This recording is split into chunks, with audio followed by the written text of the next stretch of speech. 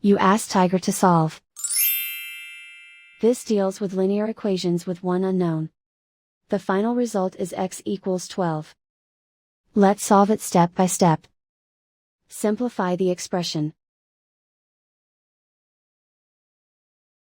Group all x terms on the left side of the equation.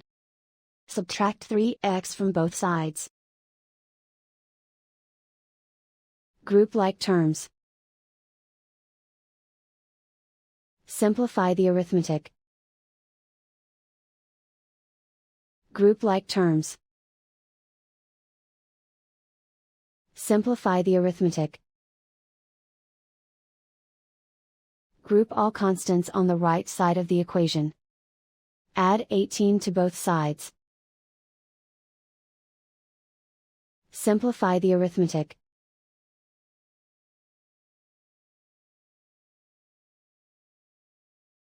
And so the final result is x equals 12.